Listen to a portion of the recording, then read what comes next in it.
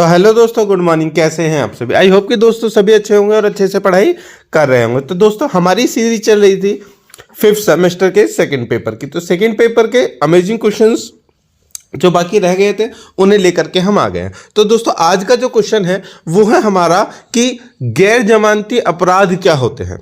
गैर जमानती अपराध के बारे में हम पढ़ेंगे कि ऐसे कौन कौन से अपराध हैं जो हो जाते हैं और उनके बाद में हम जमानत हमें नहीं मिल सकती, और उसको साथ में हम ये भी जानेंगे कि जमानत क्या होती है। ठीक है दोस्तों, तो चलिए स्टार्ट करते हैं आज के क्वेश्चन को। जल्दी से नोटबुक लेकर के हो जाइए आप रेडी। तो दोस्तों जैसे कि आपको सामने दिख रहा है गैर जमानती अपराध, ठीक है।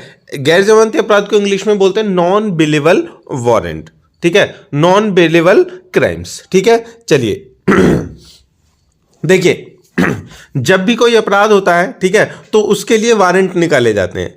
अब वारंट जो है वो अपराध की ही श्रेणी में आ जाते हैं। जैसे अपराध होते हैं दो तरह के, ठीक है। एक तो होता है संगीन अपराध और एक होता है असंगीन अपराध या नॉर्मल, ठीक है। जिसको हम बोलते हैं, जो संगीन अपराध होते हैं वो होते हैं नॉन बेलेबल क्राइम्स, ठीक है। और जो होते हैं जिनमें करने के बाद में कोई ज़्यादा बहुत बड़ी बात नहीं होती, ठीक है, उनमें रिलीज हो जाता है, मतलब जमानत दे दी जाती है, तो उनको जमानती अपराध कहेंगे, ठीक है। तो यहाँ पर क्वेश्चन है अजमानती अपराध। उसके साथ साथ में जमानती अपराध क्या होते हैं उस पर भी थोड़ी सी नज़र डालेंगे, ठीक है। तो चलिए स्टार्ट करते हैं परिचय से। देखिए दोस्तों, भारतीय संहिता, संहिता है ये, भारतीय संहिता नहीं सॉरी भारतीय सहित दुनिया भर के अधिकांश देशों में जमानत आपराधिक न्याय प्रणाली का एक अभिन्न अंग है, ठीक है। ध्यान रखना, जमानत एक अभिन्न अंग है, ठीक है। किसका? दुनिया भर के जितने भी आपराधिक न्याय प्रणाली है उसके लिए। यह न केवल अपराध के आरोपी व्यक्ति की स्वतंत्रता और गिरफ्तारी से मुक्ति सुनिश्चित करता है, बल्कि उसके आरोपों की सुनवाई के लिए अदालत के समक्ष उसकी उपस्थिति भी सुनिश्चित करता है। बाबू सिंह बनाम यूपी राज्य के मामले में दिए गए निर्णय के अनुसार इस सशर्त रिहाई का अधिकार भी भारतीय संविधान के अनुच्छेद 21 के दायरे में आता है। 1978 हालांकि जमानत का यह अधिकार सभी परिस्थितियों में गारंटी शुदा अधिकार नहीं है।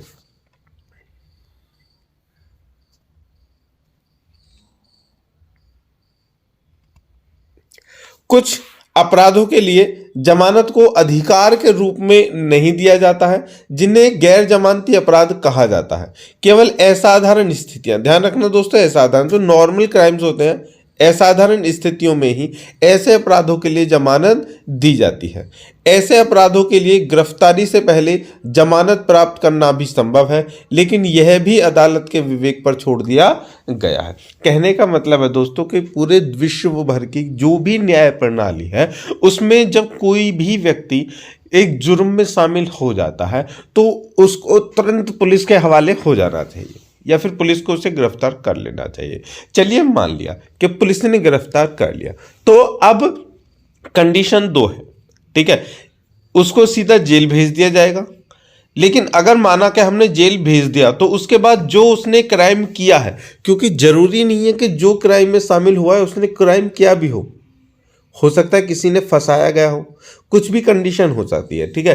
तो अगर वो जेल भेज दिया गया, उसके बाद पुलिस ने तो उसको गिरफ्तार किया है, तो उसने अपराधी ही माना है।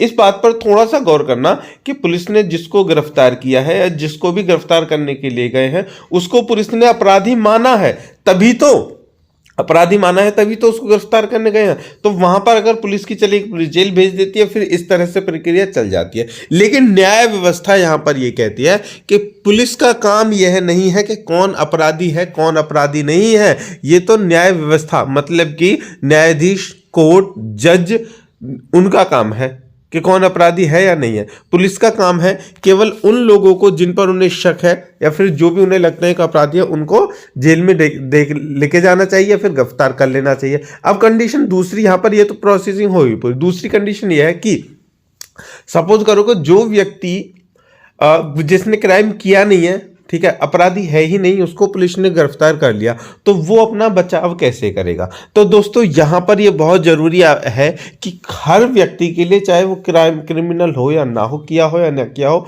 वो तो कोर्ट डिसाइड करता है, लेकिन उससे पहले जब उसको पुलिस गिरफ्तार कर लिए तो उसको एक अधिकार दिया जाता है कि भैया तुम अपने बचाव के लिए, ठीक है, जो भी तुम्हें जिसने फंसाया गया है जैसे भी है, तुम अपने बचाव के लिए अपना वकील करो और उसको सारे सामने उसको कहानी बताओ और सारी प्रक्रिया करके कोर्ट के सामने रखो। तो ये सब करने के लिए जो अभियुक्त है, जिसको पकड़ा है पुलिस ने, भैया उसको समय चाहिए, यहाँ से वहाँ जाना पड़ेगा, जेल में रहेगा तो कैसे करेगा, इसलिए उसको जमानत दे दी जाती है। जमानत का मतलब ये होता है कि जब तक तुम्हें ये डिसाइड नहीं हो जाता कि तुम क्रिमिनल हो या नहीं, तुम्हें जमानत दे दी गई है, तुम अपना काम कर सकते हो, तुम कहीं भी जा सकते हो, आ सकते हो, लेकिन एक टाइम बाउंडेशन और समय सीमा के साथ में, ठीक है। लेकिन कोर्ट में आपको जब भी हम बुलाएंगे, कोर्ट बुलाएगी, तब आना पड़ेगा, ठीक है। तो ये होती है जमानत। तो इसलिए ये भी तब होता है जमानत पर, कि जमानत भी दो तरह के क्राइम होते हैं, तो उन पर एक जो जमानती अपराध होते हैं, मतलब जो नॉर्मल अपराध होते हैं, उनमें जमानत दे दी जाती है। अदरवाइज जो क्राइम खतरनाक वाले होते हैं, ठीक है, संगीन अपराध होते हैं, भैया उनमें कभी भी जमानत नहीं दे दी जाती। उनमें तो केवल जेल में ही व्यक्ति को भेज दिया जाता है और उससे कह दिया जाता है जो भी तुम्हारे सगे संबंधी या कोई भी है वो तुम्हारी तरफ से कोई वकील करे, कुछ भी करे, लेकिन तुम नहीं जाओगे, ठीक है। चलिए, इतनी बात समझ में आ गई। आगे हम बात करने वाले हैं दोस्तों कि इससे पहले कि हम गैर जमानती अपराधों और ऐसे अपराधों के लिए जमानत के प्रावधानों पर गौर करें, तो उससे पहले देखते हैं कि जमानत का मतलब क्या है, ठीक है। हमने बताया था ना जमानत क्या है, उसके बारे में हम पता करेंगे। तो जमानत क्या है उसको देख लेते हैं। देखिए, जमानत शब्द फ्रांसीसी शब्द बेलर से लिया गया है, जिसका अर्थ है देना। ध्यान रखना, बेलर का अर्थ होता है देना और बेलर फ्रांसीसी शब्द है, ठीक है। जबकि जमानत शब्द को आपराधिक प्रक्रिया संहिता 1973 में परिभाषित किया गया ही नहीं है। ऐसे आरोपी की उपस्थिति की गारंटी के लिए भुगतान की गई एक प्रकार की सुरक्षा के रूप में परिभाषित किया जा सकता है, जिसे देने पर उसे अस्थायी रूप से, ध्यान रखना, अस्थायी रूप से, परमानेंट नहीं, अस्थायी रूप से, मतलब कि इस शर्त पर रिहा कर दिया जाता है कि उसको कभी भी गिरफ्तार किया जा सकता है। यह तब दिया जाता है जब कोई मुकदमा या जांच लंबित हो।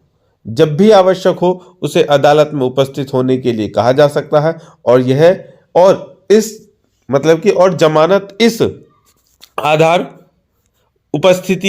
इस आधार पर उपस्थिति की गारंटी देता है। जमानत प्रदान करने के पीछे का उद्देश्य आरोपी की स्वतंत्रता प्रदान करना है, क्योंकि जांच या मुकदमा लंबित है और वह अभी तक अपराधी साबित नहीं हुआ है। तो जमानत और बॉन्ड के प्रावधान सीआरपीसी के अध्याय 33 की धारा 436 और 450 में शामिल है, ठीक है दोस्तों। तो यहां पर आपने जान लिया है कि जमानत क्या होती है। देखिए, फ्रांसीसी भाषा के बेलर शब्द से इसको लिया है। बेलर शब्द का मतलब होता है देना। तो आपराधिक जो प्रक्रिया संहिता है, आपराधिक प्रणाली, उसने बेलर को माना है जमानत, कि भाई जो भी किसी क्राइम में कोई फंस गया है या फिर किसी ने कर दिया है, कुछ भी है, वो अभियुक्त के तौर पर पुलिस द्वारा गिरफ्तार कर लिया गया है, पुलिस की निगरानी में है, तो उसको वो जा करके जमानत दे सकता है कि सर मैंने ये नहीं किया है क्राइम, ठीक है, मुझे फंसाया गया है, मैं अपनी जमानत देता हूँ, अब जब भी मुझे बुलाओगे मैं आ जाऊँगा, लेकिन मुझे अपनी जो अभिरक्षा करने की जो आज़ादी है उसको दिया जाए, मैं अपना वकील करूँगा और इसको डिफेंस करूँगा, ठीक है। अगर आपको लगता है कि कहीं भी मैंने कोई गलती की है या फिर मेरे ऊपर जुर्म साबित हो सकता है, तो आप मुझे जो चाहे सजा दे सकते हैं, ठीक है। चलिए आगे बढ़े। देखिए, दंड प्रक्रिया संहिता ने अपराधों को 3 श्रेणियों में वर्गीकृत किया है। ध्यान रखना, पहला है संज्ञेय अपराध और गैर संज्ञेय अपराध, जमानती और गैर जमानती अपराध, और समझौता योग्य और गैर समझौता योग्य अपराध। मतलब पहले हो गया संज्ञेय और असंज्ञेय, दूसरा हो गया जमानती और गैर जमानती, तीसरा हो गया समझौता योग्य और गैर समझौता योग्य, ठीक है। ध्यान रखना, दंड प्रक्रिया संहिता ने 3 श्रेणियों में वर्गीकृत इसको किया है। चलिए, अब मुख्य विषय यह है कि गैर जमानती अपराध क्या है। तो सेकेंड टाइप है वो। तो गैर जमानती अपराध क्या है, देखिए, गैर जमानती अपराध वे अपराध है जिनके लिए जमानत नहीं दी जा सकती, इसलिए किसी व्यक्ति पर गैर जमानती अपराध के लिए मामला दर्ज किया गया है, वह अधिकार के रूप में जमानत का दावा नहीं कर सकता। मतलब कि एक ऐसा अपराध है, अगर इसमें कोई फंस गया तो दोस्तों उससे जमानत नहीं मिल सकती। ठीक है, उसको सीधा चाहे कब तक भी मुकदमे की जांच चले, केस चले, जब तक फैसला नहीं आ जाएगा या तो वो बरी हो जाएगा, मतलब कि उस क्राइम में वो नहीं है शामिल तो वो बरी हो जाएगा, नहीं तो सीधी सजा होगी, बीच में उसको कभी भी रिहा नहीं किया जा सकता। उसके बाद दंड प्रक्रिया संहिता की धारा 2A में प्रावधान है कि गैर जमानती अपराध वे अपराध है जो संहिता की पहली अनुसूची के अनुसार जमानती नहीं है। ध्यान रखना, जो संहिता की जो पहली सूची है उसमें कुछ, उस अनुसूची में कुछ अपराधों के बारे में बताया गया है, तो उसके अनुसार वो जमानती है ही नहीं। चलिए, तो अब देखिए आप यहां पर देखेंगे कि वो अनुसूची कौन सी है जिसमें जमानती अपराध नहीं है, उनको शामिल किया गया है। ठीक है, तो चलिए आइए अब उन 30 अपराधों का पर नजर डालें जिन्हें गैर जमानती अपराध की सूची में सूचीबद्ध किया गया है। मतलब कि जो दंड संहिता है उसने भैया जितने भी अपराध हैं उनको श्रेणी को छांट छांट कर, जो गैर जमानती है ना, जिनको करने के बाद जमानत नहीं मिल सकती या कोई व्यक्ति जिनमें फंस गया उसको जमानत नहीं मिल सकती, उनको सूचीबद्ध किया है। तो उनको देखते हैं कौन कौन से। देखिए गैर अपराधी जमानतों की सूची, देखिए इसको हम देखेंगे क्रम के अनुसार। पहला कॉलम है क्रम, दूसरा है अनुभाग और तीसरा कॉलम है अपराध क्या है, और उसके बाद में ये भी जानेंगे कि उस अपराध के लिए सजा क्या है। ठीक है, तो पहला है दोस्तों 121, धारा 121। तो धारा 121 में क्या है कि भारत सरकार के विरुद्ध युद्ध छेड़ना या छेड़ने का प्रयास करना या किसी को उकसाना। ध्यान रखना, ये है मतलब कि अपने ही देश राष्ट्र के खिलाफ कोई भी युद्ध करना, बगावत कर देना या फिर लोगों को उकसाना, ये सभी चीजें इसमें आती है। और इसके लिए सजा क्या है दोस्तों, या तो आजीवन कारावास या 10 वर्ष तक की सजा और जुर्माना भी इस पर लगाया जा सकता है, मतलब कि लाइफ इम्प्रिजनमेंट की सजा इस पर मिल सकती है। ठीक है, चलिए दूसरा देखते हैं। दूसरा है दोस्तों, तो इस पे धारा लगती है 124A, राजद्रोह। देखिए पहले से ही थोड़ा मिलता जुलता है। ठीक है, इसमें क्या आती है कि तुम अपने राज्य से द्रोह कर रहे हो। ठीक है, मतलब कि अपने राज्य के साथ में गद्दारी कर रहे हो। इसमें है कि जुर्माने के साथ साथ आजीवन कारावास या जुर्माने के साथ 3 साल तक की कैद या सिर्फ जुर्माना भी हो सकता है। आगे धारा 131, देखो विद्रोह को बढ़ावा देना या किसी सैनिक, नाविक या वायु सैनिक को बहकाने का प्रयास करना। मतलब कि कोई भी इस तरह के जो हमारे देश के लिए, देश के जवान है, उनको बहकाना या फिर उनको उकसाना या कुछ भी ऐसा उनके साथ में गलत करना। ठीक है, इसके साथ में जुर्माने के साथ आजीवन कारावास या फिर 10 साल कैद की सजा इस पर मिलती है। ठीक है, ये सारे के सारे इंपॉर्टेंट है, आपको पता होना चाहिए कि क्या क्या जुर्म जो सजा है इनके लिए है और कौन कौन से ये अपराध है। आगे है दोस्तों धारा 172, इसमें है कि समन की तामील से बचने के लिए फरार है। अब देखिए समन की तामील से बचने के लिए फरार है का मतलब क्या होता है। देखिए अभी जैसे कि आपने जमानत ले ली, आपने जमानती अपराध में शामिल थे, आपने जमानत ले ली और उसके बाद में जमानत पे तुम रिहा हो, उसके बाद में कोर्ट आपको एक मैसेज भेजता है कि भैया उस दिन तुम्हारी पेशी है, अदालत में आना है आपको, और वो जो अदालत वहां से आपको समन एक लेटर भेजती है, इन्विटेशन लेटर हम कह सकते हैं, इन्विटेशन अदालत का। तो उसको वहां पर लेकर के पैरोकार जो होते हैं वो लेकर के जाते हैं पुलिस के रूप में, वो आपको देखने जाते हैं कहाँ हो, आपका जो भी एड्रेस पता होता है। अगर वहां पर आप नहीं मिलते उसके बाद आपकी खोज जारी हो जाती है, अगर नहीं मिलते और उसके बाद तुम्हें उन्हें पता लगा कि यार वो तो खुद से फरार हो गया, हमसे कहता था कि मैं यहीं मिलूंगा, वो यहाँ पर है नहीं, तो तुरंत तुम्हारे अपराध वो शामिल हो जाएगा, सर तामील हम कर रहे हैं लेकिन वो फरार हो गया है, तो ये भी तुम्हारा गैर जमानती अपराध है, क्योंकि जमानत तो इसमें पहले ही मिल चुकी है ना।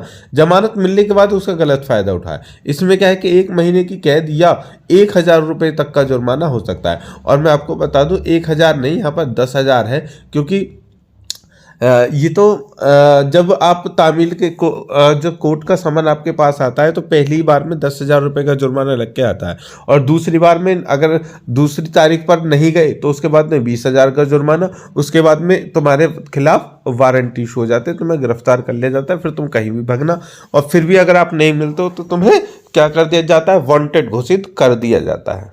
तुम्हें नहीं, मतलब कि जो भी गलत कार्य करता है उसको, अपराधी को। चलिए आगे धारा 232, नकली भारतीय सिक्के, मतलब कि नकली नोटों का कारोबार करना। तो इसमें आजीवन कारावास या 10 साल तक की कैद और जुर्माना भी लग सकता है। अब सिक्के तो चलते नहीं है, लेकिन इसमें नकली भारतीय सिक्के हों या फिर नोट हों, कुछ ही हो सकता है। धारा 238 देखिए, नकली भारतीय सिक्कों का आयात या निर्यात करना, मतलब कि नकली भारतीय नोट बना करके उनको देश विदेशों में भेजना है, वहां से लाना। इसके लिए भी आजीवन कारावास या 10 साल की कैद और जुर्माना हो सकता है। ठीक है, चलिए आगे चलते हैं। 246 धारा 246 जब लगती है कब, कि धोखे से सिक्कों का वजन कम करना, 3 साल तक की कैद और इस पर जुर्माना लग सकता है। उसके बाद है 255 सरकारी टिकटों की जालसाजी। ध्यान रखना, सरकारी टिकट क्या होते हैं? सरकारी टिकट का मतलब ये नहीं कि वो जाके ट्रेन का टिकट, बस का टिकट, उसका किसी सरकारी उसका टिकट, नहीं नहीं भैया, जो सरकारी कामकाज होते हैं, मतलब कि जो अदालती कामकाज, नोटरी वगैरह, जितनी स्टाम्प वगैरह होते हैं, तो उन पर एक टिकट लगता है। उस पर मतलब कि छोटा सा नोट की तरह ही होता है, उस पर लिखा रहता है 2 रुपये का टिकट, 1 रुपये का टिकट, 10 रुपये का टिकट, 20 रुपये का टिकट, 50 रुपये का टिकट, इस तरह से। तो उन टिकटों को जालसाजी करना, तो इसके लिए क्या है, जुर्माने के साथ साथ में 3 साल तक की कैद। देखिए वो भी जो है वो भी एक नोटी, वो पैसे की होते हैं, पैसे की तरह ही होते हैं। ठीक है, उनकी भूमिका भी पैसे होती है, लेकिन उनको आम नॉर्मल लाइफ में हम यूज नहीं कर सकते। किसी के लो भाई लो 10 रुपये का टिकट है, इसके हमें कोल्ड ड्रिंक दे दो, तो ऐसा नहीं हो सकता। ठीक है, वो वहीं पर चलते हैं। चलिए आगे, धारा 274 कब लगती है? औषधियों में मिलावट। देखिए बहुत ही ज़्यादा, मैं तो मानता हूँ यार, बहुत ही ज़्यादा चल रहा है, मतलब जितनी तरह की दवाई और वो है उनमें मिलावट करना। तो इसमें 6 महीने की कैद और 1,000 रुपये तक का जुर्माना यहाँ से इसमें हो सकता है। उसके बाद है धारा 295 देखिए, ये एक जानबूझकर और दुर्भावनापूर्ण कार्य है जिसका जुर्माने के साथ 3 साल तक की कैद हो सकती है। मतलब कोई ऐसा अपराध करना, ठीक है, जो जानबूझकर और दुर्भावना से, मतलब कि ईर्ष्यापूर्ण कार्य कोई किया गया है, तो उसके लिए जुर्माना और 3 साल तक की कैद, ये 295 में आता है। ठीक है, देखिए दुर्भावनापूर्ण किसी उद्देश्य से वर्ग की धार्मिक मान्यताओं का अपमान करके उनकी धार्मिक भावनाओं को ठेस पहुंचाना।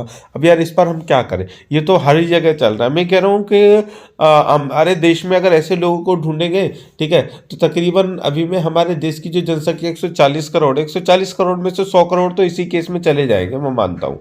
ठीक है, इसी केस में चले जाएंगे, वो उसके धर्म को गाली दे रहा है, वो उसके धर्म को गाली दे रहा है। ठीक है, तो इसमें सारे के सारे चले जाएंगे अंदर। उसके बाद है 302 302, ये तो बहुत ही आपको बहुत अच्छे से पता होगा। धारा 302 हत्या के लिए सजा। भैया किसी ने मर्डर कर दिया तो गैर जमानती अपराध है, आजीवन कारावास या मृत्युदंड दोनों ही होने हैं। ठीक है, और दोनों ही सजाएं ऐसी है, तो आजीवन कारावास या मृत्युदंड के क्या ही हो सकता है। चलिए आगे, धारा 304 गैर इरादतन हत्या के लिए सजा। मतलब कि इरादा नहीं था फिर भी हो गई। एक कहानी तुमने सुनी होगी यार, बहुत ही फेमस थी। ठीक है, किसकी? वो एक बहुत ही जो श्रेष्ठ बालक था, क्या नाम था उसका, जो अपने माता पिता को उसमें लेकर के मतलब तराजू के उसमें दोनों पक्षों में लेकर के माता पिता को पूरे उनके 4 धामों की यात्रा करवाने के लिए निकला था। बालक श्रवण, ठीक है बेटा, श्रवण कुमार। तो भैया श्रवण कुमार बैठे थे, उनको ले जा रहे थे अपने माता पिता को। ठीक है, बीच में नदी पड़ी, ले जा रहे थे, उनके माँ बाप अंधे थे, उन्होंने कहा बेटा हमें पानी पिला दो। तो बेटा ने पिताजी को और माँ को यहाँ पर रखा, क्योंकि एक तराजू में थे ना, वो यहाँ पर रखा और नदी के पास में चला गया। नदी के पास में जा करके, ठीक है, नदी के आसपास में झाड़ियाँ तो होती है, वहाँ पर लेकर के मटके में पानी भर रहा था। इस छोर पर थे राजा दशरथ। राजा दशरथ ने सोचा कि वहाँ पर क्या है, कौन है वहाँ पर कोई हिरन है, और यहाँ से उन्होंने वहाँ पर तीर मार दिया। तीर जाकर के सीधा बालक श्रवण कुमार के पेट में लगा, तो उसकी मुंह से निकली करा तो इस तरह से उनको, अरे कौन है। फिर ये यहाँ से गए, जाकर के उन्होंने देखा बालक श्रवण कुमार को, अरे ये तो वो, उन्होंने माफी मांगी कि मुझे माफ कर दो। उसने माफी मांगी कि मुझे माफ कर दो बेटा, और मैं तो कोई जानवर समझा था ये है। तो यहाँ पर वो मर गया। मरने के बाद में उस श्रवण कुमार ने कहा था, जाओ मेरे माता पिता प्यासे हैं, मैं तो मर ही गया हूँ, लेकिन उनको पानी जरूर पिला देना। फिर वो पानी पिलाने के लिए जाता है, लेकिन जैसे वो पानी पिलाते रहते हैं, तो उसका हाथों से देता है, तो हाथों को पकड़ के पहचान लेते हैं ये नहीं है। तो वो कहते हैं कौन हो तुम, कौन हो? तो वो कहता है कि ऐसे ऐसे ये है कि मैं हूँ। तो वो कहते हैं कि मैंने गलती से तीर लग गया, मैं श्रवण कुमार को मारना नहीं चाहता था। तो यहाँ पर अब कंडीशन ये आती है, ध्यान रखना, गैर इरादतन हत्या। उसने गलती से मारा था, ठीक है, मान लिया। उसके बाद में उसके माता पिता ने कहा गलती से मारा हो कैसे, हमारा तो बेटा चला ही गया ना, इसकी सजा तुम्हें मिलेगी। जैसे अब वियोग में हम तड़प तड़प के मर रहे हैं, तुम्हें भी एक दिन ऐसे ही तड़प तड़प के मरना होगा। तो आगे की कहानी में आप देखते हैं कि राजा दशरथ ऐसे ही मरे थे, राम वनवास चले गए तो राम के वियोग में ही वो मरे थे। तो ये नेचुरल लॉ का भी यहाँ पर है कि अभी आपने फर्स्ट सेमेस्टर में पढ़ा होगा कि नेचुरल लॉ, नहीं है तो आप जाकर के पढ़ लीजिए कि नेचुरल प्राकृतिक जो विधि है, प्राकृतिक लॉ है, वो क्या कहता है। वो यही कहता है कि भैया जैसी करनी वैसी भरनी, ठीक है। तो ये था, हालांकि कुछ भी हो, कोई जानबूझकर किसी को मारे या ना मारे, लेकिन हत्या तो हुई है ना, मर्डर तो हुआ, तो उसकी सजा भी यही होती है। हत्या के लिए आजीवन कारावास, वो सॉरी जुर्माने के साथ 10 साल का कारावास। इसमें थोड़ी सी चीज देख ली जाती है कि उसने गलती से मारा है, ठीक है, फिर भी उसको सजा दी जाती है, ठीक है। चलिए आगे चलते हैं। 304B दहेज की हत्या, 7 वर्ष से लेकर आजीवन कारावास तक का कारावास। मतलब कि बहुत ही चल रहा है यार, बहुत ही चल रहा है आजकल हमारे समाज में, बहुत ही चल रहा है। मतलब कि शादी कर देते हैं माता पिता, और फिर जो दहेज के लोभी नालायक क्या करें, कितनी डैश डैश डैश, मेरे मुंह से बहुत बुरा निकलता है उनके लिए कि दूसरे की बेटियों को अपने घर पे ला करके मार देते हैं दहेज के लिए, ठीक है। तो ये होता है 304B लगता है इसमें, ठीक है। 7 साल से लेकर का आजीवन कारावास इसमें हो सकता है। उसके बाद है दोस्तों नेक्स्ट 306 धारा 306 आत्महत्या के लिए उकसाना। देखिए जुर्माने के साथ 10 वर्ष तक का कारावास। भैया मैं आपको एक चीज बोलता हूं कि ये जो पॉइंट है ना, आत्महत्या के लिए उकसाना, ठीक है, हालांकि ये इस समय पर काम नहीं करता है, लेकिन फिर भी अगर आप किसी को उकसाते हो, किसी को मजबूर करते हो आत्महत्या करने के लिए, तो तुम्हें उसमें क्या मिलेगा, 10 वर्ष तक का कारावास मिल सकता है। मैं आपको एक बात बता देता हूँ सभी दोस्तों को, जो भी अभी में वो निब्बा निब्बी वाला जो खेल चलते हैं ना, प्यार, वो मेरा प्यार, मैं उसका प्यार, मैं उसके लिए जान दे दूंगा, वो मेरे लिए जान दे देगी, मैं क्या करूंगा, तो इस चीज से बचे। मैं एक बात यहाँ पर आपको बोलने वाला हूं कि गर्ल्स और बॉयज में सबसे एक बात यहाँ पर बोलने वाला हूँ, जितने भी आप सब वीडियो को देख रहे हैं, देखो सबके लाइफ में एक ना एक बार ये टाइम जरूर आता है, मैं इस बात को मानता हूँ, ठीक है। तो मैं यहाँ पर एक बात कहता हूँ कि जब भी लड़का हो या लड़की हो, जब भी आपको ऐसा लगे कि हमारा सामने वाला ये कह रहा है कि मैं मर जाऊंगा, मैं अपनी जान दे दूंगा या जान दे दूंगी, तो भाई साहब उसी दिन वहां से केस खत्म कर देना, और उसके बाद में कह देना ठीक है, एक बार और बोलो कि तुम जान दे दोगी, ठीक है, दे देना। तुरंत उसके घर पे पहुंच जाना, लड़की है या लड़का है, कि देखो मेरा इस तरह से दोस्ती प्यार चल रहा था और अब ये मुझसे ये कह रही है कि मैं मर जाऊंगी। और लड़का ऐसा बोलता है तो लड़की को भी यही करना चाहिए, उसके घर वालों के पास पहुंच जाना चाहिए कि देखो ये मुझसे ऐसा कह रहा था, मैं मर जाऊंगा, ठीक है। और उसके साथ साथ में अगर उसके घर वाले कोई भी इस तरह से नहीं है तो सीधा पुलिस में जाओ और जाकर के उसकी कॉल रिकॉर्डिंग कर लो, या फिर उसे वहां पर बुला लो, बोल दो कि मरने के लिए बोल रहा है, मैं इससे, मेरा आज के बाद से इससे कोई मैटर नहीं है, मरता है या जीता है मेरा कोई मैटर नहीं है, ये खुद के ऊपर जिम्मेदार, मैं इसकी जिम्मेदारी नहीं लेता हूं। तो वहां से बच सकते हो, और नहीं तो 95% केसेस जो है वो इसी उसके चल रहे हैं। मैं आपको फिर से बता रहा हूँ, इसी मैटर के केस चल रहे हैं कि मर जाते हैं और फिर उनका दूसरों को भुगतना पड़ता है, ठीक है। तो ये वेरी स्ट्रिक्टली फुली आप सभी के लिए कि अगर आपका रिलेशन में कोई भी है, ठीक है, माँ मतलब कि रिलेशन में कोई भी किसी भी तरह का रिलेशन हो, प्यार का, पत्नी पत्नी, पति पत्नी का, या कोई भी रिलेशन, ठीक है, दोस्ती का, चाचा ताऊ का, किसी का भी, कोई अगर ये कहता है कि मैं मर जाऊंगा या तुम मुझे मेरे लिए ये करो नहीं तो मैं मर जाऊंगा, तो बोल देना कि मर जाओ, मैं कुछ नहीं करूंगा, ठीक है। चलिए आगे बढ़ते हैं। उसके बाद मरने के लिए, लेकिन आपको उसको बोल देना है कि मर जाओ, मैं तुम्हारी मर्जी, तुम्हारी लाइफ, तुम्हें मरना है मर जाइए, मेरा इसमें कोई भी दोष नहीं है। और उसके बाद इसका सबूत भी तुम्हें रखना है, ठीक है। चलिए आगे धारा 307 हत्या का प्रयास। देखिए जुर्माने के साथ 10 वर्ष तक का कारावास इसके लिए मिल सकता है। हत्या का प्रयास मतलब किसी को मारने की कोशिश, ठीक है, मतलब मारना, तुम किसी को मारना ही चाहते थे लेकिन वो बच गया, हत्या का प्रयास ही लगेगा। उसके बाद धारा 308 गैर इरादतर हत्या करने का प्रयास, जुर्माने के साथ साथ 3 से 7 साल तक की कैद इसमें लग सकती है। देखिए देखिए अब इसमें एक कंडीशन है, ठीक है, ये धारा अपने आप में एक बहुत अलग चीज को छुपाए बैठी है, इसको पढ़ो दोबारा से। गैर इरादतन हत्या करने का प्रयास। देखिए गैर इरादतन मतलब इरादा है नहीं, फिर भी कोई हत्या करने का प्रयास क्यों करेगा, ठीक है, लेकिन फिर भी ऐसी कंडीशन आ जाती है, ठीक है। एक ऐसी कंडीशन कब आ जाती है कि आपने सपोज करो कि आप कार से जा रहे हो, ठीक है, और रास्ते में कोई व्यक्ति है, तुम्हें अंधेरे में दिखा नहीं, ठीक है, और तुरंत वो आपके सामने आ गया और आपने उसको बचाने की कोशिश की और फिर भी उसमें टक्कर लग गई और वो बेहोश हो गया, आपने उसको अस्पताल में भर्ती करवा दिया, ठीक है। अब वो इस केस को कर देगा कि गैर इरादतन। अब इसमें आप फंसोगे क्योंकि आप भैया आपने की गाड़ी से उसको टक्कर लगी है, तो इसमें लगेगा कि आपने गैर इरादतन उसको मारने का प्रयास किया है, ठीक है। चलिए आगे है 369 धारा 369 10 वर्ष से कम उम्र के बच्चे का अपहरण कर लेना, ठीक है। इसमें 7 महीने की कैद या जुर्माना। उसके बाद है 370 व्यक्ति की तस्करी, मतलब कि व्यक्तियों को बेचना, एक देश से दूसरे देश में बेचना। इस पे क्या है 7 से 10 साल तक का कारावास या फिर जुर्माना लग सकता है। आगे है 376 बलात्कार, बस इतना ही काफी है बलात्कार, बाकी आप सबको पता है, ठीक है। इसको डिस्क्राइब करने से कोई फायदा नहीं है, सबको पता है क्या होता है बलात्कार। उसके बाद में आजीवन कठोर कारावास है, 7 वर्ष से कम नहीं है, पूरी जिंदगी जेल में काटनी पड़ेगी और 7 साल से आगे 10 साल 20 साल 15 साल 35 साल कितनी भी सजा हो सकती है, उससे कम नहीं हो सकती 7 वर्ष से, ठीक है। चलिए आगे बढ़े 376D, देखिए 376 था और यहां पर है 376D सामूहिक बलात्कार।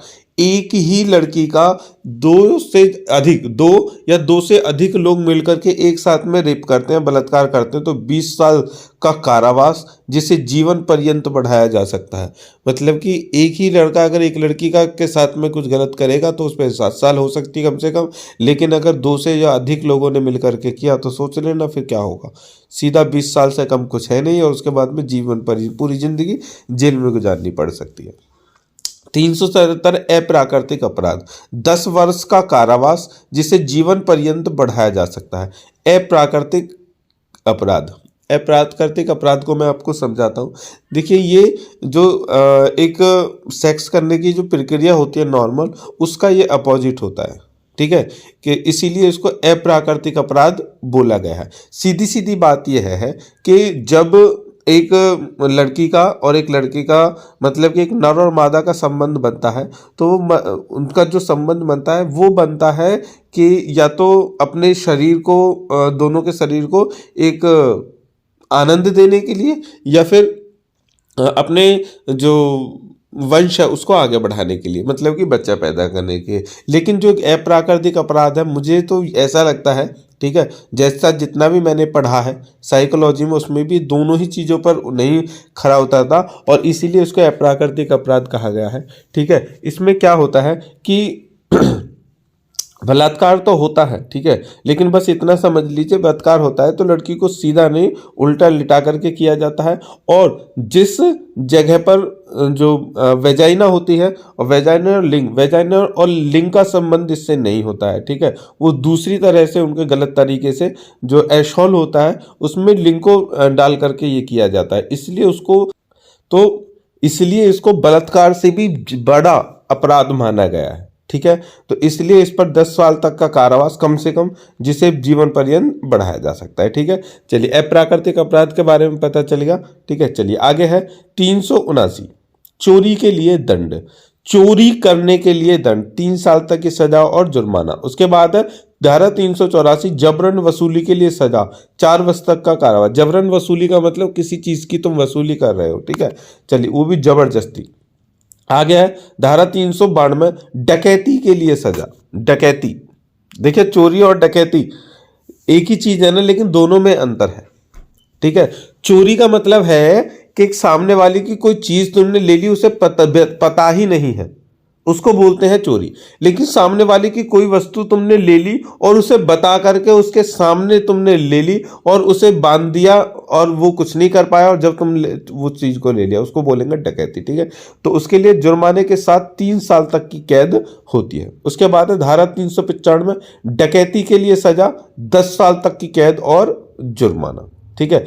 392 और 395 दोनों सेम है, लेकिन इसमें थोड़ा सा अंतर है, ठीक है। ये जो डकैती है वो गिरोह की डकैती है, ठीक है। चलिए आगे है धारा 406 विश्वास के लिए आपराधिक उल्लंघन के लिए सजा 3 साल की कैद और जुर्माना। देखिए विश्वास के आपराधिक उल्लंघन, मतलब कि जो हम जिस चीज पर विश्वास कर ही नहीं सके कि ऐसा हो भी सकता है, हाँ भैया ऐसा भी हो सकता है, उसके लिए सजा। ठीक है, आगे है 411, चोरी की संपत्ति बेईमानी से प्राप्त कर लेना। कहने का मतलब वो नहीं, वो कहावत सुनी है आपने कि चोर चोर मौसेरे भाई। वो कौन से चोर होते हैं? एक तो वो का जो चोरी करता है और दूसरा वो होता है जो चोरी का सामान खरीदता है। ठीक है, तो भैया खरीदने वाला बेचने वाला, ठीक है, सब बेईमानी उसमें आ जाते हैं, इसलिए उनको 3 साल तक की कैद और जुर्माना हो सकता है। आपके बाद 420 तो तुमने बहुत ही सुना होगा। ठीक है, धोखाधड़ी बेईमानी से संपत्ति की डिलीवरी के लिए प्रेरित करना। ठीक है, 420 ही तो पता ही है ना, धोखे से किसी की चीज पर अपना कब्जा कर लेना। इसमें 7 साल तक की कैद और जुर्माना। ठीक है, चलिए आगे बढ़ते हैं। 489A, जाली करेंसी नोट या बैंक नोट, आजीवन कारावास और जुर्माना। ठीक है, जाली करेंसी मतलब नकली नोट या bank note, cheque, bank note मतलब चेक, ठीक है, डुप्लीकेट बनाना, इनके लिए आजीवन कारावास और जुर्माना लग सके। बहुत घिनौना अपराध है, ध्यान रखना। चलिए आगे 498A, देखिए इंपॉर्टेंट है, समझ लीजिए। किसी महिला का पति या उसके रिश्तेदार उस पर क्रूरता करते हैं तो इसमें 3 साल तक की कैद और जुर्माना लग सकता है। 498A मतलब कि जो महिलाओं के साथ में जो क्रूरता होती है, मतलब कि देवरानी, जेठानी, नंद, नंदोई, जेठ, सास, ससुर, ये सभी जो, और पति भी उनके साथ में क्रूरता करता है। मतलब कि एक पत्नी ने, अभी एक हाईकोर्ट में मुकदमा आया था, उसमें जो उसके घर वाले हैं उसको पागल बोलते थे, पागल, ये पागल है तू, तो ये है, इसी पर उसने केस कर दिया। ठीक है, सजा हो गई उनको 3 साल तक की। इसको बोलते हैं महिला या उसके पति की क्रूरता। चलिए आगे बढ़ते हैं। चलिए अब देखें कि गैर जमानती अपराध जमानती अपराधों से किस प्रकार भिन्न है। देखिए अभी तक जो श्रेणी मैंने बताई तो उसमें से सारे अपराधों के बारे में डिटेल से मैंने आपको बता दिया है। तो बता करके आपको पता चल गया है कि जो गैर जमानती अपराध होते हैं वो क्या होते हैं। ठीक है, लेकिन अब यहां पर हम ये जानने वाले हैं भैया कि गैर जमानती अपराध और जमानती अपराध दोनों में क्या अंतर है। ठीक है, इंपॉर्टेंट फैक्ट है ना। चलिए तो जमानती अपराध और गैर जमानती अपराध के बीच में अंतर देख लेते हैं। देखिए सबसे पहला है विभेदीकरण, मतलब कि जो आधार है उनके बीच जो बदलाव है उसका। जमानती अपराध यहाँ पर, गैर जमानती अपराध यहाँ पर है। देखिए सबसे पहले परिभाषा, देखो दोनों की परिभाषा। अब यहाँ पे ये भी सीखने वाले गैर जमानती अपराध क्या होता है और जमानती अपराध क्या होता है। देखिए जमानती अपराध धारा 2A की परिभाषा के अनुसार जमानती अपराध वह अपराध है जिसे पहली अनुसूची में जमानती के रूप में दिखाया गया है। ठीक है, और एक गैर जमानती अपराध को धारा 2A द्वारा जमानती के अलावा किसी अन्य अपराध के रूप में वर्णित किया गया है। यहाँ पर इसकी परिभाषा नहीं दी गई क्योंकि उसकी परिभाषा है ही नहीं। दंड प्रक्रिया संहिता का अपराध के अनुसार उसकी परिभाषा दी नहीं गई है। चलिए आगे बढ़ते हैं। आ गया प्रकृति। देखिए प्रकृति क्या होती है। देखिए जो जमानती अपराध है, जमानती अपराध अपेक्षाकृत कम गंभीर और प्रकृति के होते हैं, मतलब कि छोटे मोटे क्राइम होते हैं, छोटे मोटे। ठीक है, चांटा मार देना, किसी को गाली बक देना, इस तरह से। उसके बाद में गैर जमानती अपराध अपेक्षाकृत अधिक गंभीर होते, प्रकृति के होते हैं। तुम्हें पता ही कितने खतरनाक, अभी जो हमने पूरी लिस्ट बताई है वो इसी लेवल की थी। सजा, अधिकांश जमानती अपराधों में कारावास की सजा का प्रावधान है जो 3 साल या उससे कम हो सकता है। मतलब कि जिस अपराध के लिए 3 साल या उससे कम की सजा होती है उसको हम कह सकते हैं कि नॉर्मली वो किस में जाएगा, वो जमानती अपराध में जाएगा। लेकिन गैर जमानती अपराध के लिए सजा को आजीवन कारावास तक बढ़ाया जा सकता है, इसको बोलते हैं संगीन अपराध। चलिए आगे बढ़ते हैं। हथियार के रूप में जमानत। देखिए जमानती अपराधों में जमानत का दावा एक अधिकार के रूप में किया जाना चाहिए, न कि लाभ या विशेषाधिकार के रूप में। संहिता की धारा 436 में कहा गया है कि जमानती अपराध के आरोपी व्यक्ति द्वारा किसी भी चरण में जमानती का दावा एक अधिकार के रूप में किया जा सकता है। जब जमानती अपराधों के लिए जमानत का दावा किया जाता है तो पुलिस अधिकारी या मजिस्ट्रेट के पास इसे अस्वीकार करने का विवेक नहीं है। मतलब कि पुलिस, अगर ऐसे अपराधों में जमानत के लिए अप्लाई किया जाता है तो पुलिस या मजिस्ट्रेट को भैया उनकी जमानत देनी ही पड़ेगी, वो मना नहीं कर सकते हैं। ठीक है, साथ ही जो दूसरा है इसमें यह होता है भैया कि तुम जमानती अपराध में कभी भी, जब तक आपको सजा या बरी नहीं हो जाते हो कोर्ट से, तब तक आप जमानत के लिए भरो या ना भरो आपको जमानत नहीं मिल सकती। उसके साथ में ऐसे अपराधों के लिए जमानत केवल कुछ असाधारण परिस्थितियों में दी जा सकती है। मतलब कुछ ऐसे इंडेक्स भी हैं जिनमें अजमानती अपराधों में भी जमानत दी जा सकती है, ठीक है, लेकिन उसकी प्रक्रिया बहुत जटिल होती है, ठीक है। वो डिस्क्राइब करता है किसके ऊपर, वो डिस्क्राइब करता है भैया हाई कोर्ट के ऊपर, ठीक है। छोटी मोटी कोर्ट या पुलिस वगैरह इनकी जमानत नहीं दे सकती, इसकी जमानत केवल और केवल हाई कोर्ट से प्राप्त करनी पड़ती है, ठीक है।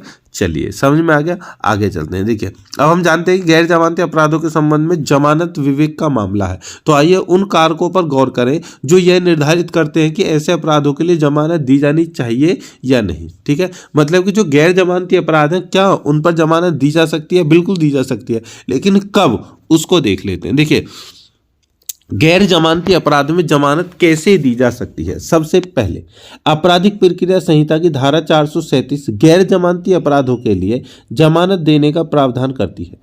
गैर जमानती अपराध में जमानत के निम्नलिखित प्रावधान है। ध्यान रख लेना, जो गैर जमानती अपराध है उनमें भी जमानत हो जाती है। किन आधारों पर? वो देखिए, गैर जमानती अपराधों के लिए जमानत देना पूरी तरह से अदालत या संबंधित पुलिस अधिकारी के विवेक पर निर्भर है। जब किसी गैर जमानती अपराध के लिए आरोपी व्यक्ति को बिना वारंट के गिरफ्तार या हिरासत में लिया जाता है तो उसे संबंधित पुलिस स्टेशन के प्रभारी पुलिस अधिकारी या पुलिस अधीक्षक द्वारा जमानत दी जा सकती है। हालांकि इस शक्ति पर कुछ प्रतिबंध है। निम्नलिखित में से किसी भी परिस्थिति में पुलिस अधिकारी ऐसे व्यक्ति को जमानत नहीं दे सकता। किसको? देखिए, नंबर 1, यह मानने के लिए उचित आधार है कि वह एक ऐसा अपराध करने का दोषी है जिसके लिए मौत या आजीवन कारावास की सजा का प्रावधान है। मतलब कि जिससे पहले से पता चल गया भैया इस पे तो मौत या फिर आजीवन, मतलब जैसे कि मृत्यु दंड धारा 302, बलात्कार 376, भैया जमानत नहीं मिल सकती। उसके बाद अपराध संज्ञेय है और मृत्युदंड, आजीवन कारावास या कम से कम 7 साल तक की कैद से दंडनीय अपराध के लिए पहले भी दोष सिद्धि हो चुकी है। ऐसे अपराध जिनके लिए मृत्युदंड, आजीवन कारावास या कम से कम 7 साल तक की कैद भैया उनके लिए सिद्ध हो चुकी है कि उनका दोष जो है उसके लिए यह हो सकता है, तो उस पर भी जमानत नहीं दी जा सकती। यदि किसी संज्ञेय अपराध के लिए आरोपी को 2 या 2 से अधिक दोषी ठहराया गया है तो 3 साल से 7 साल तक की कैद सजा का उसमें प्रावधान है, उसको भी जमानत नहीं दी जा सकती। मतलब 2 या 2 से अधिक क्राइमों में उसको शामिल है। उसके बाद एक बार जब कोई पुलिस अधिकारी यह जमानत दे देता है तो उसे इसके पीछे का तर्क दर्ज करना होता है और केस डायरी में इसका उल्लेख किया जाएगा। जैसे कि जब कोई व्यक्ति जिस पर गैर जमानती अपराध करने का आरोप लगाया गया है वह न्यायिक मजिस्ट्रेट के सामने पेश होता है या उसके सामने लाया जाता है तो न्यायिक मजिस्ट्रेट उसे जमानत देने में विवेक का प्रयोग कर सकता है। हालांकि मजिस्ट्रेट निम्नलिखित में से किसी परिस्थिति में इस शक्ति का प्रयोग नहीं कर सकता। मतलब कि मजिस्ट्रेट के सामने जाकर के वो कर सकता है, लेकिन उसके पास भी कुछ जो सर्कमफेरेंस होती है जिनके अनुसार वह जमानत नहीं दे सकता। कौन से? नंबर 1, यह मानने के लिए उचित आधार है कि एक ऐसा अपराध करने का दोषी है जिसके लिए मौत या आजीवन का कारावास का प्रावधान है, जो सेम ऊपर था। उसके बाद गैर अपराध संज्ञेय है, मतलब तगड़ा वाला अपराध है। मृत्युदंड, आजीवन कारावास से कम 7 साल तक की कैद है, दंडनीय अपराध के लिए पहले से दोष सिद्धि हो चुकी है।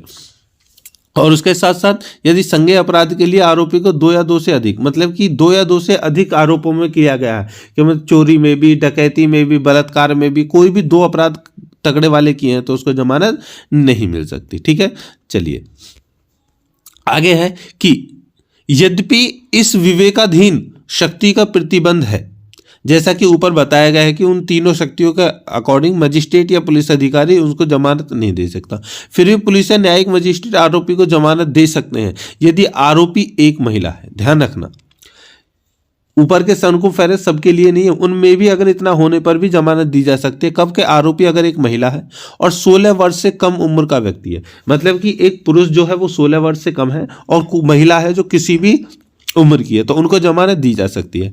या कोई बीमार या अस्वस्थ व्यक्ति है, इसलिए ऐसे मामलों में बिंदु ए, बी और सी में प्रतिबंध लागू नहीं होंगे। कोई व्यक्ति बीमार है बहुत तकड़े तो उसको जेल में नहीं भर्ती किया जाएगा, उसको जमानत पर रिहा कर दिया जाएगा और उसका इलाज करवाया जाएगा। ठीक है, उसके बाद बिंदु बी और सी में उल्लेखित स्थितियां जो अधिकारी या मजिस्ट्रेट अभी भी जमानत दे सकते हैं यदि ऐसा करने का कोई विशेष कारण हो। मतलब कि उनको अगर ऐसा लगे कि जो उन्होंने किया है वो उनका करने का कोई विशेष कारण नहीं था, ठीक है, तो उसको जमानत वहां पर भी प्राप्त की जा सके। लेकिन ये बिंदु 2 और 3 में है। आगे है, किसी व्यक्ति को जमानत पर रिहा करते समय अधिकारी या मजिस्ट्रेट को ऐसा करने का कारण या कोई विशेष कारण लिखित में दर्ज कराना होगा कि जमानत क्यों दे रहे हैं भैया बताओ। केवल यह तथ्य कि जांच प्रक्रिया के दौरान गवाहों द्वारा एक आरोपी की पहचान की जानी है उसे जमानत दिए जाने से अयोग्य नहीं ठहराया जा सकता यदि वह अन्यथा जमानत का हकदार है। मतलब किसी ऐसे क्राइम में वो फंसा है कि जिसके खिलाफ ठोस सबूत नहीं है और उस पर वो क्राइम लग चुका है तो उसको जमानत मिल जाएगी, ठीक है। मतलब कोई चश्मदीद गवाह नहीं है, ठीक है, और क्राइम सीन से कुछ भी ऐसा नहीं मिला है उसके खिलाफ तो उसको जमानत दी जा सकती है। उसके बाद यदि अभियुक्त पर जो अपराध करने का आरोप है वह मृत्यु, आजीवन कारावास या 7 वर्ष या अधिक के कारावास से दंडनीय है तो अभियुक्त को जमानत देने के लिए सरकारी अभियोजक को सुनवाई का अवसर दिया जाना चाहिए। मतलब कि अगर कोई भी ऐसा अभियुक्त है जिस पर अपराध करने का आरोप है और तकड़ी सजा है तो उसमें जमानत के तौर पर जो अभियुक्त है, ठीक है, जो सरकारी अभियोजक है उसको भी सुनने का अवसर दिया जाना चाहिए। किसी एक के तर्क पर ही उसको जमानत नहीं दी जाएगी। देखिए कंडीशन क्या होती है कि नंबर 1 और नंबर 2 यहां पर है अभियुक्त। अभियुक्त मतलब जो क्राइम में फंसा है और ये वो है जिसके ऊपर क्राइम हुआ है, ठीक है। तो अब इसका वकील तो इसको कहेगा कि मेरे इसने कुछ नहीं किया, इसको झूठा फंसाया गया है, कोई सबूत नहीं है, ये नहीं है, वो नहीं है। लेकिन यहाँ पर दूसरे को भी सुनाया जाएगा। अब ये कहेगा कि नहीं सर ये वहाँ पर मिला था, इनकी पहले से दुश्मनी चल रही थी और इसने धमकी भी दी थी मारने की। इस तरह से अभियोजक पक्ष ये हो गया, अभियुक्त पक्ष ये हो गया, तो इसको भी सुना जाएगा, ठीक है। चलिए आगे है,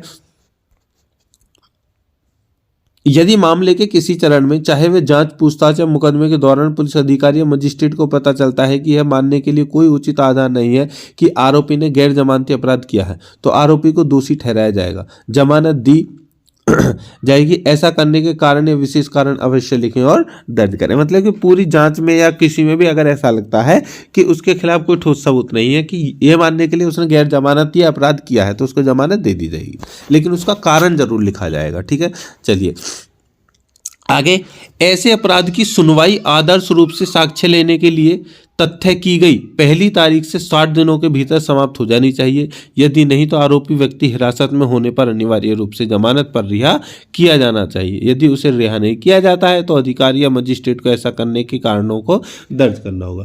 कहने का मतलब है जिस समय पर गिरफ्तारी हुई है, गिरफ्तारी होने के 60 दिन 2 महीने के अंदर जांच प्रक्रिया पूरी हो जानी चाहिए और अदालत के सामने हर चीज का पक्ष सामने रख देना चाहिए कि इसलिए हमने इसको गिरफ्तार किया है, ये है इसके आधार, ये सब कुछ है। और अगर ऐसा नहीं कर पाती है पुलिस तो भैया उसको जमानत दे दी जाएगी, ठीक है। चलिए आगे, किसी आरोपी को दी गई जमानत बाद में रद्द की जा सकती है और निम्नलिखित में से किसी भी शर्त को पूरा करने पर आरोपी को फिर से गिरफ्तार किया जा सकता है। मानो कि अब गैर जमानती अपराध किया था, उसमें जमानत मिल गई तो अब जमानत को खत्म भी किया जा सकता है। कब? नंबर 1, देखिए अभियुक्त द्वारा समान अपराध किया जाना, मतलब कि जिस अपराध की जमानत लेकर गया उसने फिर से वही कांड कर दिया कहीं और, तो अभियुक्त को तुरंत पुलिस गिरफ्तार कर लेगी और अब की बार जमानत भी नहीं, क्योंकि धारा जो दूसरा वाला जो ऑप्शन था ना बी वाले में कहा गया था एक से अधिक, मतलब दो से अधिक किसी भी मामले में गिरफ्तार किया जाता है तो भैया वो फिर नहीं बख्शा जाएगा, फिर जमानत नहीं दी जाएगी। तो ये वही वाला मामला है। आगे है, 2 आरोपियों द्वारा जांच प्रक्रिया में बाधा डालना, मतलब कि उन जो जांच हो रही है उसमें अगर वो बाधा डालते हैं या फिर कुछ करते हैं तो भी उनकी जमानत रद्द कर दी जाएगी। उसके बाद अभियुक्तों द्वारा साक्ष्यों से छेड़छाड़, चाहे वह अभियोजन पक्ष के गवाहों को डराने धमकाने के माध्यम से हो या अपराध के सबूतों को नष्ट करने के माध्यम से हो। मतलब कि अभियुक्त द्वारा जो भी साक्ष्य हैं, उसके सबूत है, जो भी उनको अगर छेड़छाड़ करते हैं या फिर गवाहों को डराते हैं, धमकाते हैं, जैसे होता है ना प्राइम मूवियों में गवाहों को किडनैप कर लेते हैं, तो ये सब पूरा अगर ऐसा होता है तो उसके बाद में उनको उनकी जमानत रद्द कर दी जाती है, ठीक है। चलिए आगे बढ़ते हैं। जमानत देते समय न्यायालय द्वारा लगाई गई किसी भी शर्त का उल्लंघन, मतलब जो जमानत की शर्त होती है अगर उनको उल्लंघन किया जाता है तो जमानत रद्द कर ली जाएगी, ठीक है। चलिए अब हम गैर जमानती अपराध की जमानत पाने की प्रक्रिया जाने जान गए हैं। तो चलिए अब देखते हैं गैर जमानती अपराध के आरोप में गिरफ्तार का डर रखने वाले व्यक्ति द्वारा जमानत कैसे प्राप्त की जा सकती है, मतलब कि कैसे उनको जमानत दी जा सकती है। देखिए ये उदाहरण है, नेथरा बनाम कर्नाटक राज्य 2022 में कर्नाटक उच्च न्यायालय ने माना कि यदि आवेदक एक महिला है और उसे गैर जमानती अपराध के लिए जमानत दी जा सकती है, भले ही वह आजीवन कारावास या मृत्यु दंडनीय हो। दूसरा है मारा मनोहर बनाम आंध्र प्रदेश राज्य 2022 के मामले में यह माना गया कि एक बार किसी मामले की जांच में काफी प्रगति हो जाने पर शर्तों के साथ जमानत दी जा सकती है। ठीक है, चलिए आगे है गैर जमानती अपराध के लिए अग्रिम जमानत, इंटरिम बेल बोलते हैं दोस्तों इसे, इंटरिम जमानत। ठीक है, देखिए संहिता की धारा 438 गैर जमानती अपराध के आरोप में गिरफ्तारी की आशंका वाले व्यक्ति को जमानत देने की प्रक्रिया बताती है। इस प्रकार की जमानत को अग्रिम जमानत, इंटरिम बेल कहा जाता है। यह किसी व्यक्ति को गैर जमानती अपराध के लिए गिरफ्तार होने से खुद को बचने की अनुमति देता है जब उसे उस अपराध में आरोपी बनाए जाने की उचित आशंका हो। कोई भी व्यक्ति जमानती अपराध का आरोपी होने की आशंका पर अग्रिम जमानत नहीं मांग सकता, क्योंकि ऐसे अपराधों के संबंध में जमानत प्राप्त करना नहीं अधिक आसान है। इसलिए धारा 438 के तहत निम्नलिखित प्रावधान है कि अग्रिम जमानत दी जा सकती है। ठीक है दोस्तों, अग्रिम जमानत को मैं अपने उसमें एक बार बता देता हूँ। जब आपको लगे कि आपने कोई कांड कर दिया या फिर आपको ऐसा लगे कि कोई आपका दुश्मन है और वो आपको किसी जुर्म में फंसाना चाहता है, तुरंत उससे पहले जाकर के मजिस्ट्रेट के वहाँ पर पहुँच जाओ और बोल दो जाकर के पुलिस अधीक्षक या मजिस्ट्रेट का, सर देखिए मेरा ऐसा ऐसा हुआ, मेरा ऐसा कुछ नहीं किया है मैंने, और वो लोग चाहते हैं कि मैं मुझे फंसा दे। ठीक है, मुझे पक्का यकीन है वो फंसाएंगे और उन्होंने इस तरह से केस भी मेरे नाम से रजिस्टर करा दिया है। आप मुझे इंटरिम बेल दे दीजिए तो ताकि मैं अपना बचाव कर सकूँ। ठीक है, इसको बोलते हैं अग्रिम जमानत।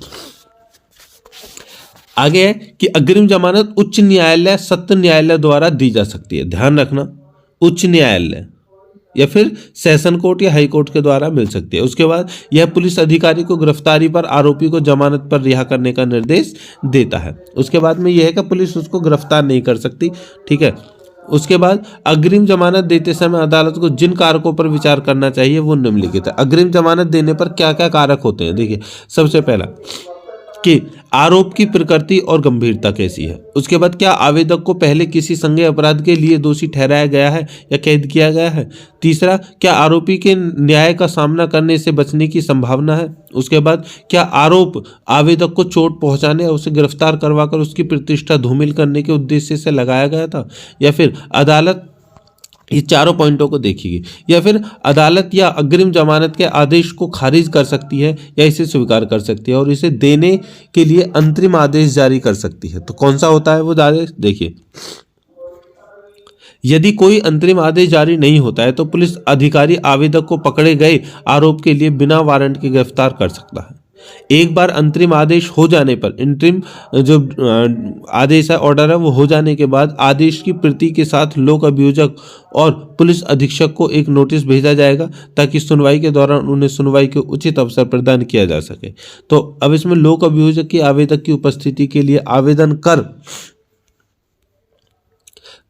कर सकता है और यदि न्याय हित के लिए यह आवश्यक समझा जाए तो उसकी उपस्थिति अनिवार्य कर दी जाती है। मतलब कि इंटरिम बेल दे दी जाती है, उसके बाद में कभी भी उसको पेश किया जा सकता है। अब निम्नलिखित कुछ शर्तें हैं जो अग्रिम जमानत देते समय अदालतों द्वारा लगाई जा सकती है। मतलब अभी तो ऊपर वाले पॉइंट ये थे कि उनके पर विचार करें क्या ऐसा है तो नहीं, और यहाँ पर ये इन शर्तों के आधार पर ही वो अदालत उनको अग्रिम जमानत देगी। कौन सा, नंबर 1, पुलिस पूछताछ के लिए उपलब्ध। वो पहले कहती है कि पुलिस जब भी तुम्हें बुलाएगी तुरंत पहुंच जाना।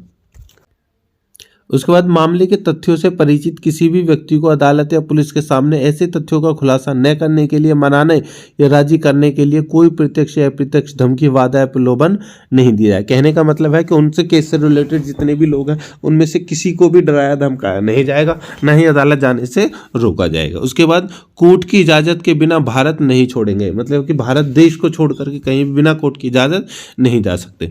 चौथा है न्याय के हित में कोई अन्य शर्तें, न्याय के हित में कोई भी हो तो वो अन्य शर्तें यहाँ पर मान्य की जाएंगी। ठीक है, चलिए यह स्पष्ट है कि अग्रिम जमानत केवल असाधारण परिस्थितियों में ही दी जा सकती है, सामान्य मामलों में नहीं। तो अग्रिम जमानत देने का उद्देश्य किसी निर्दोष व्यक्ति को गिरफ्तारी से होने वाली आशंका और शर्मिंदगी से ही बचाना है बस।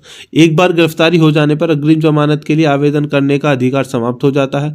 कोई व्यक्ति FIR दर्ज होने के बाद भी आवेदन कर सकता है, बशर्ते कि गिरफ्तारी न हुई हो। अग्रिम जमानत के लिए आवेदन करने के लिए FIR दर्ज करना कोई शर्त नहीं है। हालांकि संज्ञेय या गैर जमानती अपराध के आरोप में गिरफ्तारी की उचित आशंका होनी चाहिए।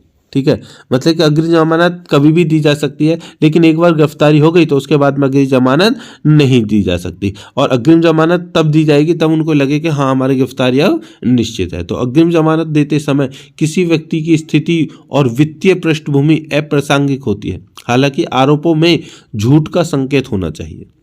अब अद्री धर्म बनाम पश्चिम बंगाल राज्य 2005 के मामले में यह माना गया था किसी व्यक्ति को गिरफ्तार किया जाता है यदि उसके पास अग्रिम जमानत का आदेश है तो उसे तुरंत रिहा कर दिया जाएगा। मतलब कि अगर तुम कहने का मतलब यह है कि तुम्हारे नाम से FIR लिख गई, तुम्हें पता चल गया, तुरंत तुम जा करके जमानत इंटरिम बेल मतलब अग्रिम जमानत के वो डॉक्यूमेंट बनवा करके लिया है, तुम्हें जमानत मिल गई। अब पुलिस तुम्हें गिरफ्तार करने आती है, तुरंत दिखा दो अरे हम कहीं नहीं गिरफ्तार होंगे भैया, ये लो हमारी जमानत, अग्रिम जमानत। ठीक है, तो पुलिस तुम्हें गिरफ्तार नहीं कर सकती। फिर आगे एक लैंडमार्क केस है नारायण घोष उर्फ नाटू बनाम उड़ीसा राज्य। 2009 के मामले में आवेदक पर आपराधिक साजिश का आरोप लगाया गया था। ठीक है, मतलब षड्यंत्र, और उसने अग्रिम जमानत के लिए आवेदन किया था। वह आर्थिक और राजनीतिक रूप से बहुत प्रभावशाली था और गवाहों को प्रभावित करने की क्षमता रखता था। तो आरोपियों के भगाने की आशंका थी। इन कारकों का कारण अदालत को आरोपी को जमानत खारिज करनी पड़ी, मतलब कि उसको अग्रिम जमानत नहीं दी गई।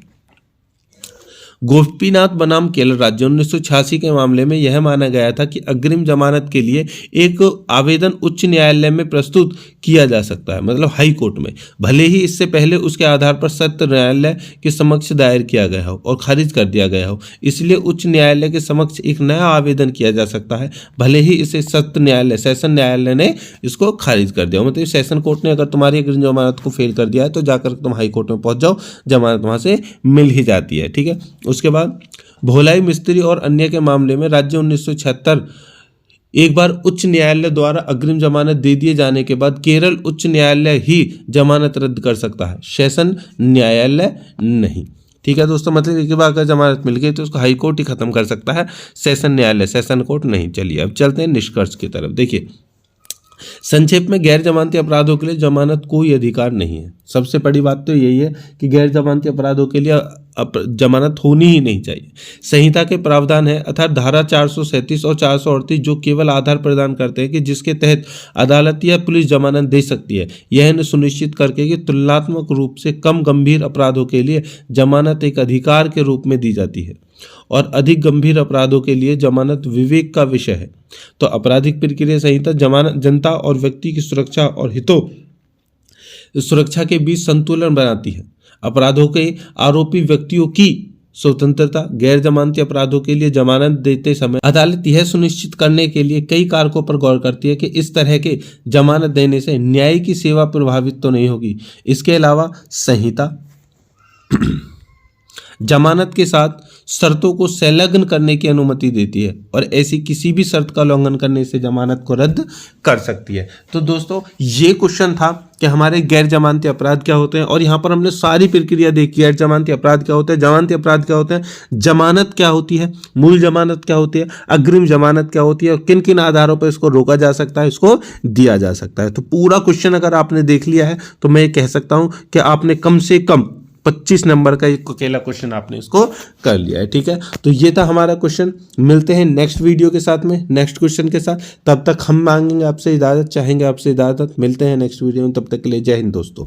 Keep supporting us.